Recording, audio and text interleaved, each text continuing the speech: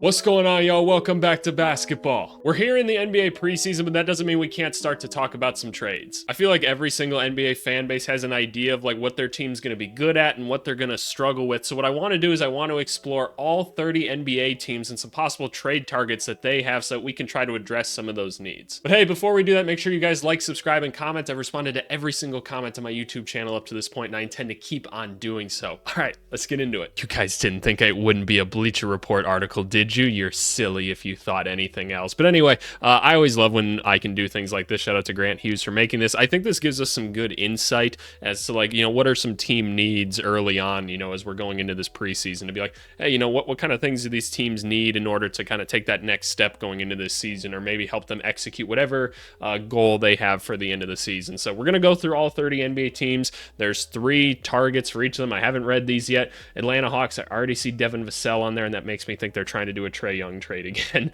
there. So Atlanta Hawks, we've got Lou Dort, Dorian Finney-Smith, and Devin Vassell. So the first thing I think about with what the Atlanta Hawks need is defense, right? For whatever reason, even though with the roster that they had last year, they couldn't figure out a way to play good defense. They've got a lot of switchable players. They've got a lot of guys with some good length and everything. Size is not a problem on this team whatsoever. Even like Trae Young had a better defensive season when he's historically pretty terrible at it. So why can't this team play better defense? It seems like more of a coaching issue. I haven't really identified what the key problem with it is, and maybe I haven't just done enough looking into it. Well, I could tell you for sure I haven't, but the Lou Dort one makes a lot of sense to me. I can't imagine OKC wanting to give up a Lou Dort. I don't even imagine who they would do. Maybe they do Bogdan.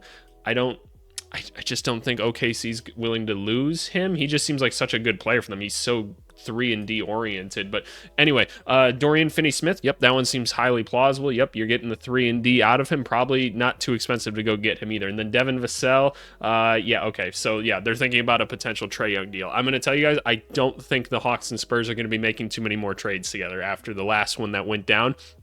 That's a pretty good way to get fired as a GM, if you're asking me. Just because, think about it. They just gave them all their stuff. If they go back to them then and then take a little bit more from them, it's just nah, it doesn't look good. But if you were to trade a Trae Young, Devin Vassell isn't a bad place to start. I like him a lot as a player. And yes, the salary stuff is a good place to start as well. He's not making nearly as much as Trae, but he's making a good amount of money. So in all, the Atlanta Hawks need some defense. They go and get some defense with some of these moves. That makes some sense.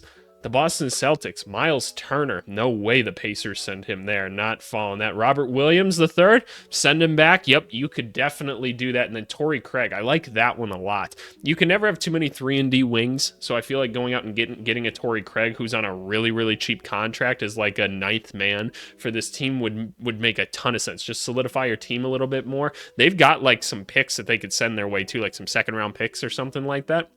I think that makes a lot of sense. Robert Williams is a contract that is doable with where the Celtics salary is and everything. And trades always get difficult when they hit that second apron, but having another defensive center isn't a bad idea. Do I think they necessarily need to? No. I think there's enough talent everywhere on the roster, and they've got enough big men on the team that all kind of do some very different things that I think they're going to be okay still. And that's why they're still the finals favorite if you ask most people. So I think that makes some sense. Miles Turner, obviously, yeah, is a nice pipe dream and everything. It's hard to imagine a scenario in which the Celtics would part ways with Derek White or Drew Holiday. I can almost guarantee you they won't. But if Kristaps Porzingis never gets right after offseason surgery and Al Horford starts to look his age, but there's no way the Pacers do that. They just wouldn't help them. There's no way. Let's move on to Brooklyn. Future first round picks. Yeah, no, they're still we now look at the Nets as a tanking team, right? They're in the selling phase. If you guys can go back to my season preview series or whatever that we did, we had the Nets as a selling team still.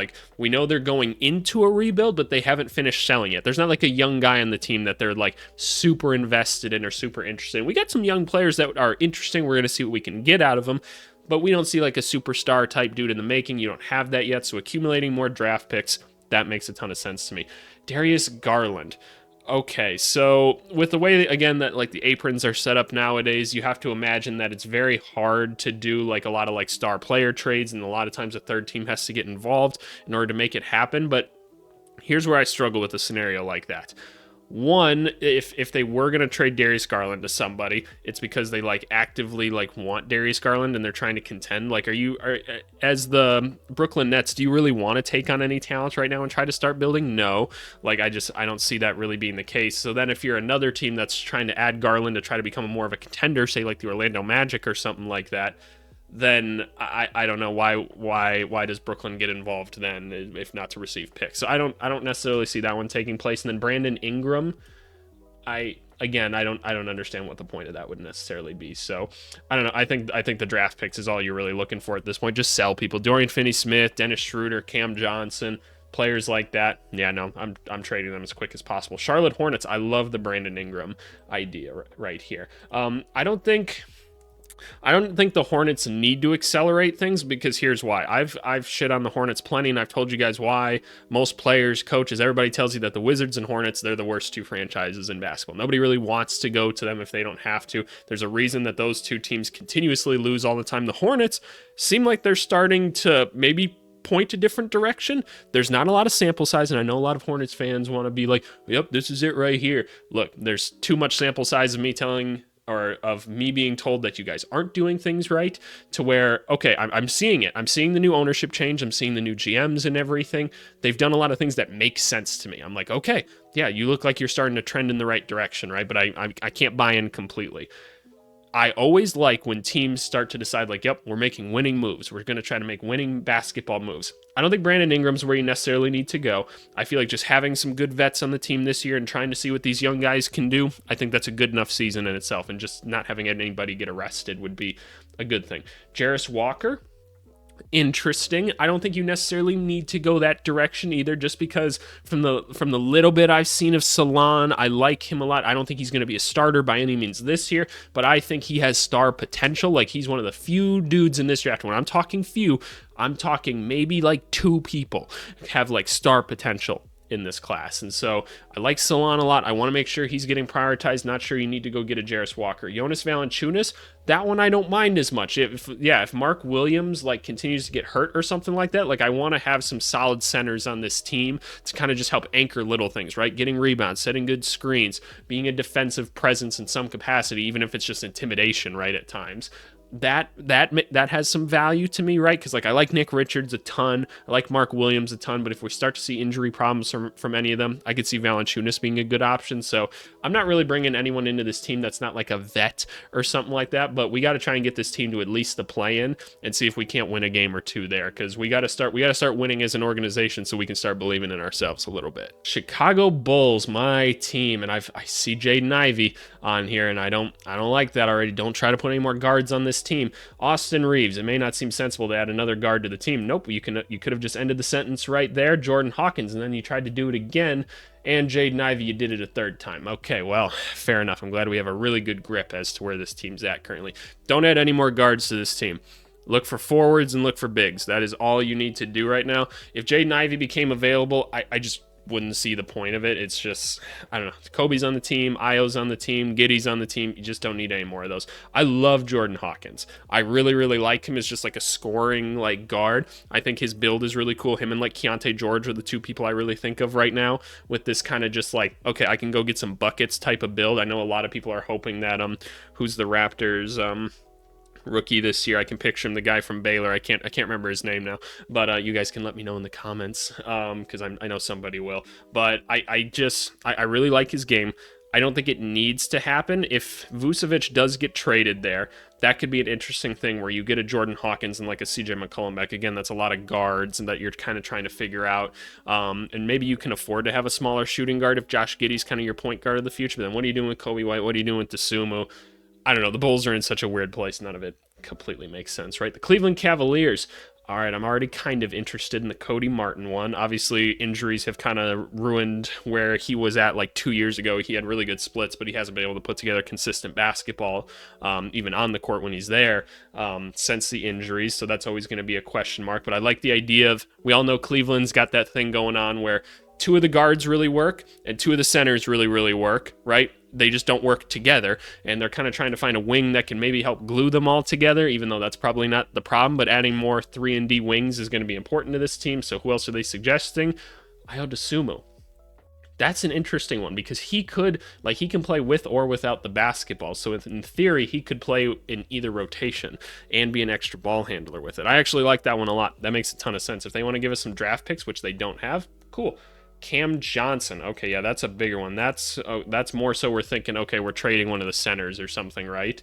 But even then, like, they're going to have to give you some draft picks as well. Like, it would be Cam Johnson and some picks, I would presume, if you're trading like a Jared Allen or something. I can't imagine them ever trading Mobley, but I like Jared Allen a lot too. So Cam Johnson, if you could add him to this team, shit, yeah, that'd be an amazing, like, small forward to bring onto this team. Like, the 3-and-D of him is awesome. You know that you're going to get that. I mean, he's played at a high level his entire career. It's a lot of salary to bring onto the team, but I think you're moving in the right direction in terms of players, if nothing else. Moving on to the Dallas Mavericks. What are we going to say with the Dallas Mavericks, right? 3-and-D wings. I think when I'm thinking through this team's depth chart, I mean, it's one of the best overall, just like depth charts in the NBA, right? Like, there's not a lot of weakness. You could maybe say, like, you'd want like a better ball handler in the reserves or something like that.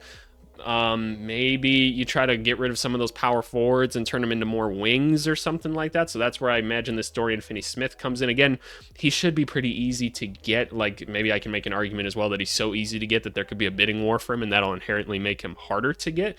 But yeah, like what they note just right here, Najee Marshall, Klay Thompson is going to be good, right? Like, that's going to be awesome, even though they lost Derrick Jones Jr. We like that. Adding Dorian Finney-Smith as another quality player, yeah, no, he's going to be a name to go get. Bogdan Bogdanovic, three-point shooting and everything that he can do with the basketball as well. I mean, he's just a good player. I don't necessarily think you need him coming off the bench. That feels like a weird salary use, if nothing else, but interesting. Gary Payton. Ooh. Now that would be interesting. An injection of chaotic defense next to Luka. Yeah, if Golden State starts falling apart and they just want to lower their salary or something like that, he's probably a really easily gettable player. And yeah, he's the type of guy that can spark plug any team. He's like Javonte Green in a way too. So I could see that. Denver Nuggets, they just need any bench possible, preferably on the wings and at the center position. Cody Martin again. Okay, we kind of already talked about him. I'm not sure about the injuries. Corey Kispert.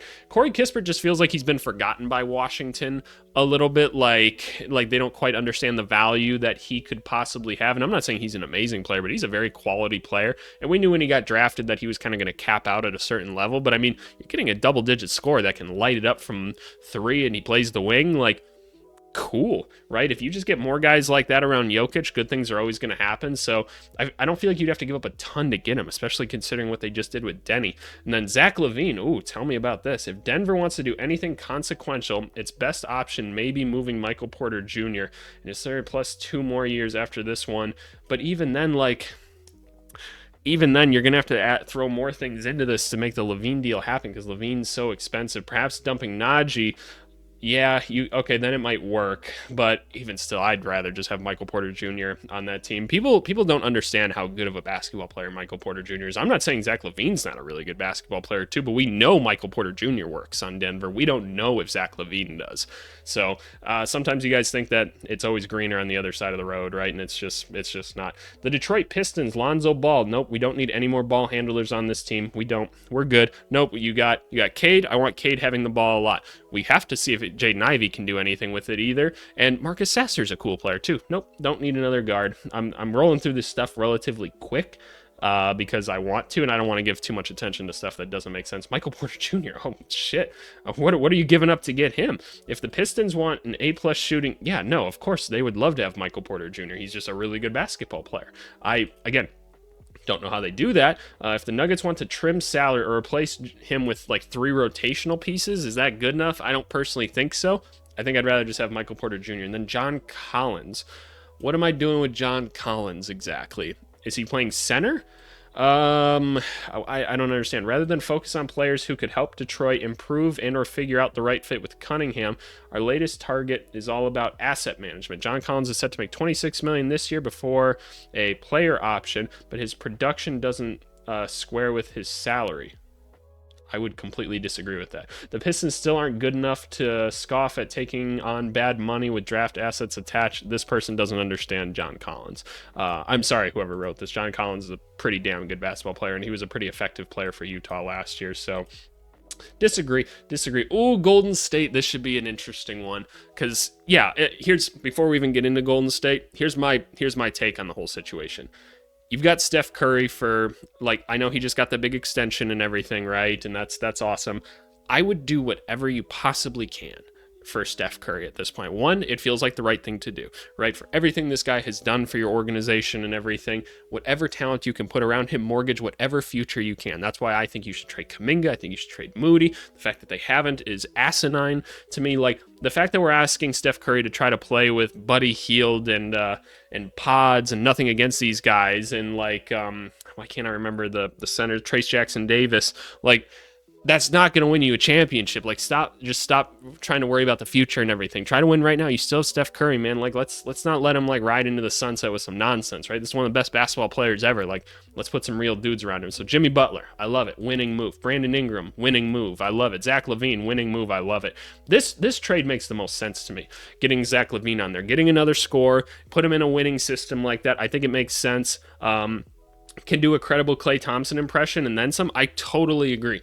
In all honesty, Zach LaVine is a much more polished offensive player than Klay Thompson is because he can just do more, right? Klay Thompson, obviously way more accolades and things like that and accomplishment, and he's played his role to an absolute T perfection. One of the best players we've ever seen as well, right? But Zach LaVine can literally do everything offensively. I think he's one of the few unguardable players in the NBA when he's doing his thing, and I think that they can put together something that makes sense trade-wise for it, where you move on from a Wiggins or something like that and maybe something else. So that's my take on it at the end of the day. I like a Zach LaVine move there. Houston Rockets, Kevin Durant. I don't know. I feel like the Rockets are the type of team that would go in way too early and rush all the young talent that they have to go try and go get a Kevin Durant. Don't get me wrong. I love Kevin Durant. He instantly makes you a contender if you have him, but I don't know. Just try to grow your own talent for once. The NBA is clearly telling you that's the way to do it, and the teams we see win grow their own talent. So just grow your own talent. Devin Booker, Jimmy Butler. I'm not going to entertain these. Indiana Pacers, Terrence Mann. Okay, adding 3-and-D shooting guard to the team. I'm trying to think of what kind of benefit that brings when you kind of already have some guys like Neesmith and stuff like that. You're trying to play Ben Mathurin a little bit more. Andrew Nembhard is also there. I don't know. That doesn't make a ton of sense to me. He just got that whole extension too, so he's not nearly as tradable as he was because of that. I thought that was a really weird move by the Clippers, but that's whatever. Jonathan Isaac. Ooh. Interesting. So the Magic just gave him an extension, right?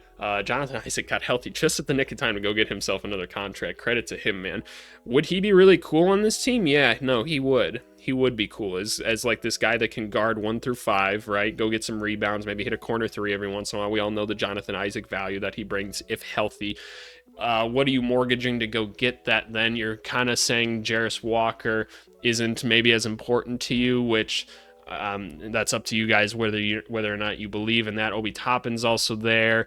But they do need more size at the wing, and he can play the wing if you really need him to. So I don't mind the idea at the end of the day. And then Haywood Highsmith, that would be an interesting pickup because, again, they could use a little bit of size on the wing and stuff and brings a little bit more defensively. Everyone else on this team can score. You just need some guys to play offense. And honestly, Haywood Highsmith's really good in transition too. So I like that. Clippers, Jonathan Kuminga. Ooh, I haven't even thought about that. That would be a good place to send Jonathan Kuminga because he can just develop, right? I mean, I'll still say I don't see the star potential necessarily that everyone else sees in Jonathan Kuminga. I see a really, really good athlete that sometimes dribbles the basketball. And I don't mean to minimize his game at all, but I don't see him developing other skills or assets and everything. And part of that could be Golden State's fault because we haven't seen them really develop a lot of talent with the regime that they have in, right? But I don't know, but sending him to the Clippers makes some sense, right? I mean, they can unload some other people to the Warriors then. That makes some sense, like an Andrew Wiggins or something like that. Sure. Benedict Mathurin. I guess I don't see why the Pacers would want to trade him. That feels like the kind of player that they would want to have right now. And then Bruce Brown. Why are they going to get a Bruce Brown? Is his expiring contract? Oh, okay, so they could send Norman Powell off. Okay, no, I support that then. If that's something that they could do, they can give the Raptors some more win-now type players or something like that, and then they can get off salary a little bit sooner. Okay, I can get behind that. As always, when we're going through this stuff, leave me some comments what you think, some trade targets for teams. The Lakers. Okay, Zach LaVine. Yeah, I mean, any star talent you can add to that team is probably okay. You're giving up what, like Reeves and Hachimura or something like that maybe to make it happen. You probably still don't necessarily have enough to do that. So I'm right. I can't imagine that they do. So that's kind of an interesting one. I'm not completely sure how I feel about that. Like, is Zach LaVine going to make them better than if they just have Austin Reeves and Hachimura? Potentially. LaVine's going to have to play completely without the basketball, and we haven't seen a ton of that, so I don't know. I'm not sure how much I feel about this. I don't understand the Michael Porter Jr. thing. What are the Nuggets getting out of this? They don't necessarily say, but again, they're probably just going to say give them a bunch of role players, and they might feel better about it. I don't agree. Kyle Kuzma, I could get behind. You throw him at the 4. He is a good player without the basketball, which spells well for playing with LeBron and D'Lo. I could see him really fitting in well with a real analytical style that we presume JJ Redick's going to run, and we have seen a little bit in the preseason already. So, yeah, no, I can get behind that one. Only thing is, right, is that the Wizards, didn't trade him when they could have before. So, I guess I'm not sure why they would do it now, but I don't hate the fit by any means. Memphis. Okay, Memphis needs a center. They need a center. I see Isaiah Stewart on here. I already like that idea because Isaiah Stewart can step out and hit his really gross-looking three-pointers too if he needs to. So Isaiah Stewart is the first one. Awesome. If the Grizzlies get some early evidence that Zach Edey isn't ready to handle full-time starting center duties, I think we already kind of saw that considering the rotation that we've seen a little bit, but that's just me. We don't need to talk about Zach Edey in this video. I like Beef Stew as this option. The Pistons also just don't need this guy, and he could play NBA minutes, and I like the toughness. Doesn't he just feel like he belongs in a Grizzlies uniform? It seems like the Pistons and Grizzlies are the two teams this guy should play for, so I like that. Robert Williams, that scares me a bunch to add a guy with injury problems like he does to a team that has so many injury problems. So I'm going to excuse myself from that.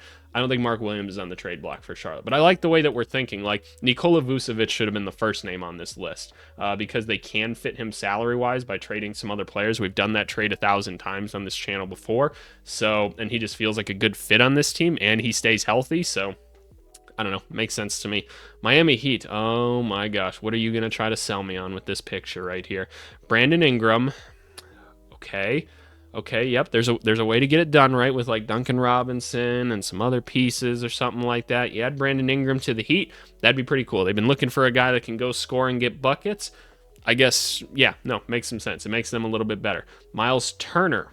Why? No, just absolutely not. Turner is ticketed for free agency this summer, so adding him would be a gamble. Miami would feel different, yada yada. Both ends with Turner and Bam manning the front court spots.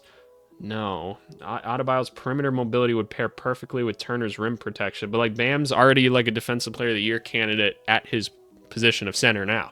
No, you don't need that. And then Damian Lillard. If you think it's a certainty that Lillard's second year with Milwaukee Bucks will turn out better than the first, you've got an admirable level of confidence. It's just a weird sentence. I'm not sure how I feel about that. Like, Damian Lillard's a very, very good basketball player. I don't know. I guess the Bucks have made it clear that they're willing to just trade people at times with that Chris Middleton stuff coming out. I mean, that does concern me a little bit. But from everything I hear in Milwaukee, too, in this organization, they are constantly afraid of Giannis leaving. Like, they are always, like, anxious as hell. So I don't know why that is completely. I used to have a connection that worked there. And then in full transparency, he got laid off when that rest of the staff got laid off last year. So he had to go coach somewhere else after that. But, you know, is what it is. Milwaukee Bucks. Ayo Dosunmu, that does feel like a really good solution to them. They've been looking for that, like an extra ball handler and stuff that can step out and hit the three. Dosunmu's good at that. I love Dosunmu on the Bulls, by the way. I love him a lot as a player. I really like him, homegrown and everything. It just doesn't feel like we need him. Like, I feel like we just need to do a complete teardown, like, outside of, like, Giddey and, like, Buzelis, right? I feel like those are the two guys that are worth keeping. I mean, you keep Pat around just because no one else is probably going to take him. But I don't necessarily think you need Dosunmu long term. I don't think you need Kobe White long term. But I like them both as players, and like I think you could get a decent something for them. So I like Dosunmu to the Bucks. Cody Martin also makes some sense. Again, I have to see that he's actually healthy. And then why do people think Miles Turner's available? Like, he's a big part of that Pacers team and everything. And he feels like one of those dudes that might just be like a Pacer for life or something like that. So I don't know. I know historically he was always in trade rumors and stuff, but I feel like he just fits too well on the team that he's on. But anyway, Minnesota. I'm very curious what we're talking about this now that all the trade dust had settled. Jared McCain. Every trade target is going to seem odd for the Minnesota Timberwolves, who just swung up. Maybe the long-term approach that motivated the offseason trade for Rob Dillingham could persist in a swap for Sixers rookie Jared McCain. Nickeil Alexander-Walker. So you want Rob Dillingham and Jared McCain on the same team? What? Y'all leave me a comment on that one. I hate that idea, like, strongly. Duop Reith. Yep. Portland has too many bigs. You could add like a run, jump, and dunk guy on the team like this, which technically, like, the Wolves don't really have a run, jump, and dunk kind of guy. Like, Gobert, yeah, like, we all know that's not exactly what he's really out there doing. Nas doesn't really do that. Randall's not doing that. So I don't know. I think that could be interesting. Like, I think that could be interesting. It's just like another center option. Like, I like Garza a lot though too, but again, they don't really have this type of guy. So I'm not sure the Trailblazers are completely attached to him. I bet you Blazers fans that are really locked in are excited about any young talent that they get nowadays. But he's not that young. But he fits with Scoot, so I would want to get him on the court just because he fits with Scoot. And then Bones Highland, yeah, that would have made sense before Dillingham. I theorized this trade a lot during the offseason before they went and got Dillingham, so I don't think they need him anymore, but no, it makes some sense in that sense.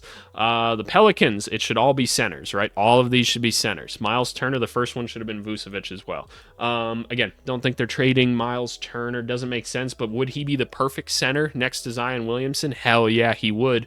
When you have guys like Zion and like Paolo's like another one where they don't necessarily like create their own offense and they work primarily like in the paint like they do, you need a spacing center next to them. So it makes it really hard to build around guys like that. So Miles Turner makes a ton of sense. If they put Brook Lopez on this list, which presumably they are because of this, that makes sense. Wendell Carter's another one. He just got an extension, so probably not. Brook Lopez and then Robert Williams. No, Robert Williams doesn't make any sense whatsoever for them. Like, would he be a better option than what they have? Yes, he's better than Daniel Tice and Yves Missy, but no, like, where is Vucevic on here? Like, I feel like we're just missing him, and they've used him in other places, have they not, in this article? So little bit confused about that. New York Knicks, Nick Richards. I love that idea. I absolutely love that idea. You guys know I'm a big Nick Richards fan. I was on an NBA it wasn't an NBA. That was a different one. I was on a professional coaches podcast, like a pretty prominent one some time ago, maybe like 4 or 5 months ago. Just a reminder, you guys can probably figure out who I am if you really tried hard enough, but I can't imagine you guys care that much. They asked me who's a player that you really enjoy watching that people don't seem to care about, and I was like, Nick Richards, and all of them were in agreement. These NBA guys, they're like, yeah, no, we're in agreement with you, and we know you're deep in the film because you're pulling out Nick Richards as a name as yeah, you guys got to watch some film on this guy. I love Nick Richards. Him on the Knicks would be perfect. I would love to move Cat back over to the 4 because I'm convinced that's where he's supposed to be now. I think he's fine at a 5. I just think there's some glaring weaknesses. So I love the idea of bringing in a Nick Richards or something like that. I don't know what you have to give up for them. They could package up draft assets with Precious.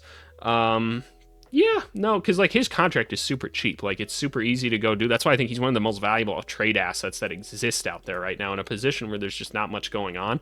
I love that possible move.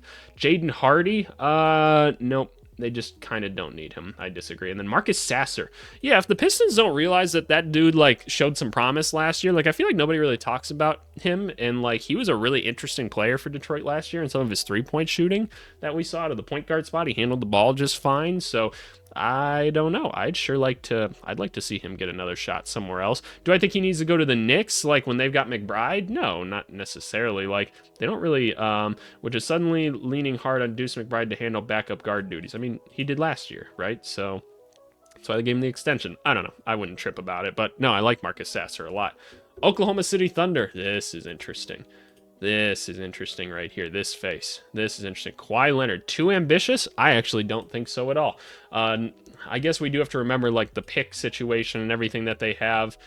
This is probably a situation now where the Clippers ownership group and everything is look, we'll take our draft picks back, right? We'll kind of tuck our tail and we'll just kind of accept that.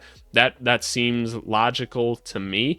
going out and getting a Kawhi or something for this young team, maybe that advances it too far. But I'm also the one telling OKC fans right now they have too many young assets to where it's actually a depreciating asset. Because think about it like this. All these first round picks that they have, right? They can't reasonably use and develop all of them at this point. They've got to put them towards something eventually. Otherwise, teams are going to be like, let's just make them hold all these picks. And they're just going to have to take things they don't even want. And I feel like they kind of did that a bit this year with some of the guys that they took. And now those guys could turn out very, very good. OKC is one of the better drafting and developing teams that exist in the NBA, if not maybe the best. So like I never want to criticize them too heavily because they've proven time and time again that they'll get it right. But at some point you got to make the move, right? And so I think there could be something in the cards here. Dorian Finney-Smith, yep, that one's obviously going to exist. And then Malcolm Brogdon, interesting, because yeah, you don't always love Cason Wallace being your other like point guard on the team, and now without like obviously Caruso's another one, but those guys are kind of like point guard defaults almost. They're not like a true like point guard for your team, so you're kind of just left with Shea now that Giddey's not there. So I don't hate the Malcolm Brogdon shot at all, and you've got the salary cap space to make it work. So that could be an interesting one because he could just fit in anywhere he goes. That's the beauty of Brogdon. So I like that. Moving on to the Orlando Magic. Thank you. I'm not putting the song in this one. I'm sorry. I can't be asked. I have too much to do. I've got too much to do these next couple days, so I can't do it. You guys see I'm actually like dressed up. I got some Lululemon on and stuff. I didn't even know that this company existed. But I told my wife she could go pick out some new clothes for me because I needed nicer things to wear in my business meetings. And you know what? Lululemon, apparently. I thought it was a dumb name, and I know I'm talking about this too much, but this shit's comfy. This shit's real comfy. Anthony Simons to the Magic makes too much sense. The trade is very easy in my mind to make, and I think it benefits both sides. Anthony Simons is from Orlando. They need scoring in Orlando. They need someone that can create a shot and go get buckets. And then I'll see some dumb Magic fans that'll be like, he doesn't play good defense. The coach won't let him on the court if he doesn't play. Yes, he will. If you got a guy that can go score 24 points in a night, he will be on the court. He will play a lot of minutes. At some point, somebody needs to be able to create a shot on this team because they currently have like half a shot creator in Cole Anthony, and that's about it. Like, at the end of the day, you're just going to stall out in the playoffs if you don't have someone that can go generate some buckets. It's about who can get the most, like, what's the term I'm looking for, but, like, routine shots as possible. That's a lot of times what the playoffs comes to. And right now, Banchero and Franz haven't shown that they can do that. They're very, very good players, and I'm not telling you they're not, like, future all-stars even, but just because you're an all-star doesn't mean you're a shot creator. They need someone to create some shots, and that's what Anthony Simons would do. Colin Sexton, another great option. I love that potential fit. Zach LaVine, I don't think it needs to be at this position. I think I feel pretty strongly that it should be a point guard, but if they ended up with the Zach LaVine, I don't think it'd be bad. Look, they just need the scoring, right? And he'd be happy to go do it. Like, I could totally see like an Anthony Black, Zach LaVine lineup that works really, really well. They'd probably complement each other well. Do him and Suggs make a ton of sense together? I don't think it's as gross as some people might say, but I don't think it's ideal. I like the first two names a lot. The Sixers, who do we have here? Tari Eason. Yeah, Tari Eason, and I know Houston fans will be like, don't you dare touch our Tari Eason. Yep, I know you guys love him and everything. You guys have so many people on the team that you need to develop those. So you're going to give up somebody, or you're just going to waste the talent of somebody. I'm telling you, you are. I like Tari Eason a lot too, and it really offended Rockets fans when I put him and Jayshawn Tate in the same category, because yes, I know Tari Eason's much better than Jayshawn Tate, or shown a lot more promise and everything. But look, who are you going to play him over that you currently have? You're just not going to do it, right? So maybe moving him somewhere makes some sense. I would love him in Philly, adding some length to the wing in the forward spot. Yep, that's something that they need. That makes sense. Jalen Johnson, I don't see any way the Hawks trade him, so no. And then Denny, that would be really weird if they flipped him after everything. So nope, don't see that. But yeah, adding some length on the wing, that's the right idea. Tari Eason, maybe you could go make it happen. I don't know if you have the draft capital to do so, but hey, you do what you do. Phoenix Suns, I already love this because I mocked out this exact trade, I'm sure, a couple times this offseason. They didn't do it right away. Duop Reith, though, I like that name. Adding quality centers to this team makes a lot of sense. Guys that can run, jump, and dunk, do simple things, makes a ton of sense. Kelly Olynyk, interesting, because like I don't think he necessarily needs to be on the Raptors. I think that they wanted to just see what it was like to have a three-point shooting center next to Scotty. That's because I still think that trade was bonkers that they did last year, where they gave up like a first-round pick for him and Agbaji or whatever. That just, I don't know. I thought that was a really odd trade. And so moving a Kelly Olynyk there, yep, that can make some sense. Just having some more experience on the Suns, cool. And then Javon Carter, yeah, this one makes a ton of sense to me. Like they already got the point guards now, but you never know if maybe Monte Morris goes down or something again. The Bulls just don't need this guard. You could give them like a second round pick or two, get it done. So I like that move a ton for the Suns. The Portland Trailblazers, Michael Porter Jr. No, no. Just stop trying to do this thing where we're trading Michael Porter Jr. for like depth. I don't like it. I don't like it. John Collins. What am I doing with John Collins? He could at least pick and pop. You've got Denny on the team, so you're playing John Collins at center? Porter Jr. wouldn't come with picks attached, but someone like Collins would. What? That's the beauty of Portland's situation. It can also operate as a dumping ground.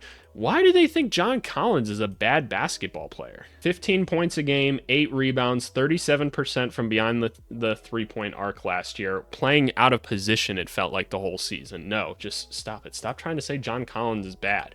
Like, do they need him on the team? No, but you don't need to dump him. And, like, the Utah Jazz just don't work that way. Keldon Johnson in Portland.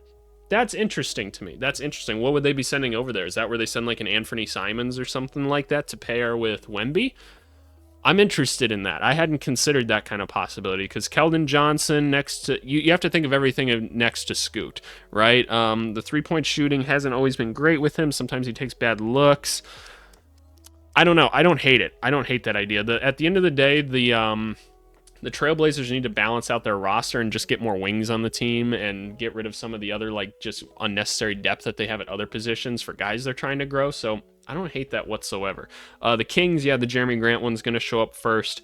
I'm personally on team, let's just keep growing Keegan Murray. I think he's that good at basketball and could be even better. So I'm totally down for just doing Keegan Murray, Dorian Finney-Smith. Yep, I'm probably going to agree with that anywhere it happens. Matisse Thybulle, I did this one in the offseason as well. I like that potential move a lot. I think adding like a defensive-minded wing that can shoot the ball a little bit as of late recently, which is awesome, would be an awesome fit. Thybulle's one of the best perimeter defenders we have in the NBA at this point, and just having him around the kind of core that they have right now, because I could see him playing next to Monk, DeRozan, playing with Fox and everything. He's just one of those guys that can fit in anywhere, so I like the idea of Thybulle being on that team and trying to help them push a little further. Okay, I see this picture. Can we just all agree? Let's all agree for a second. The Spurs don't need to do anything crazy right now. They're in such a good spot. They've got draft capital. They've got interesting young players they're building. They've got the cornerstone player. They did the right thing of going and adding some more vets so they could play some more complete basketball. We don't need to mortgage everything right now to go get a star player that another team doesn't want. Okay? Let's just start there. So Trae Young doesn't need to happen, and I don't think it should happen. Alfred Şengün. Excuse me? How much fun would it be to watch Şengün orchestrate the offense while Wemby dominates on the other end? What? If Houston doesn't signal a full long-term commitment to its gifted center, the Spurs should be aggressive. I couldn't disagree more. I could not disagree more. We tried the Wemby at power forward thing last year. It was interesting and it wasn't bad, but Wemby's playing center. I don't want Şengün guarding perimeter, guys. I'm good. Thank you very much. Jonathan Kuminga. No. No. Why don't I like that? I'm trying to put words behind why I don't like that. I feel like the reckless playing style of Jonathan Kuminga doesn't make sense when we're still trying to figure out how to play with a very unique player in Wemby. There was too many times this last season where people just weren't getting him the basketball because they had too many guys with not a lot of NBA experience on the team that were kind of trying to get theirs. They were missing him for open looks, whereas Trey Jones did the appropriate and smart thing to do, which I told a lot of people that that's how you should do things. Like, you already know Wemby's going to be the cornerstone player of this franchise. If I'm another guy on that team, I'm figuring out how to best complement Wemby so they feel like they can't get rid of me, right? Like, I'm going to make Wemby's life as easy as possible. That's what you guys should do in your workplaces, by the way. Make everyone else's lives that are more important than you as easy as possible, and you'll never get fired. You'll get promoted all the time. So that's a little life hack for you guys. Jonathan Kuminga won't do that. I don't want him. Toronto Raptors. Corey Kispert. Interesting. Yeah, I mean, if you wanted to... So the Raptors GM Usiri... he did this thing where he was like, yeah, we're rebuilding, right? Which is very counterintuitive. Like they're doing kind of like a soft rebuild, right? Where they've got this interesting young team that we haven't seen a ton of together, but they all complement each other really, really well. And we don't necessarily see like a high star ceiling amongst any of them. So we're like, okay, like if this team like achieves its full potential, is it what, like a 4 seed? So we're not quite sure what they're doing with it, but one thing we do know is they need like a 2 that can like space the floor and everything, because we're not sure if Grady Dick is ready to play that yet. So not sure what the Raptors are doing, but I like the idea of Corey Kispert. I think that makes sense. Duncan Robinson, love that thought as well, because I feel comfortable putting Barrett at the 2 and Kispert and Robinson at like the 3, something like that. I think that could be really good. They don't need to worry about absorbing his contract and everything. It's fine. You're not going to be dominating this year anyway. And then Lonzo Ball, I just don't think that's needed. I don't get the Bruce Brown swap for it. I think I'd rather just have Bruce Brown at this point. I don't know what to expect out of Lonzo at this point. I just don't. So not a huge fan of that. Utah Jazz bringing in Kobe White. Interesting. So like would him and Keontae George just both be like not quite point guards that kind of run your backcourt that are very scoring oriented? I don't necessarily know how I feel about that, because here's the other thing you got to think about if you're the Jazz, right? The Jazz are always trying to win, but at the end of the day, you're thinking, okay, we're probably going to get a pretty high draft pick in this next year's class, presumably someone that could be a franchise cornerstone, because that's how good some of these guys are coming in. Do we really want a bunch of like scoring-minded guards on the team when we bring a guy like that in? And very well, one of them could be a scoring-minded guard, so I don't know. That's not how I would see it, but you know, is what it is. Brandon Ingram, I think for the right price, I don't think that's the dumbest thing ever, especially because we know the Jazz are one of like the 3 teams that is always trying to win basketball games.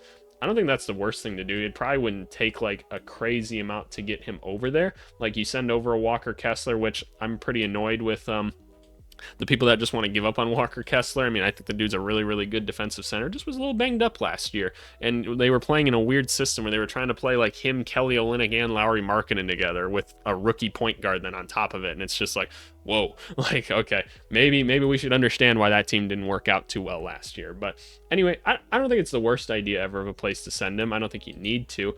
And then Mitchell Robinson, why? If the Knicks want to cut their payroll and add depth after Karl-Anthony Towns, maybe the Jazz could offer up Walker Kessler and Jordan Clarkson.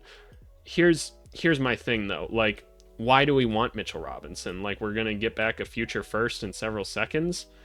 I don't think so. I'd rather just have Walker Kessler, because like, what's the point of getting these first round picks if you're not going to get these promising guys like a Walker Kessler? So, just my thought. And then the Wizards.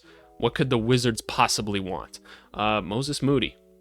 That's actually interesting. Moses Moody needs to go somewhere where he can just play, so we can see if he's actually like anything special. In all honesty, in the little bit I've seen of him on the court over the past couple of years, like, he doesn't like blow me away as a guy that I could see being a future starter one day. But I mean, I think he when he's on and he's going hard, like, the defense is pretty solid and the 3-point shot is fine. So 3-and-D shooting guard, I mean, yeah, I'm not disinterested. Jaden Ivey. That one's interesting to me. I'd rather explore Bub Carrington first, just because I've seen enough things out of him to where I'm like, okay, maybe I can see a starter one day out of this dude. I think he's interesting, and I'm talking about Bub Carrington, but Jaden Ivey would be an interesting piece as well, and I don't think he's necessary for the long-term picture of Detroit.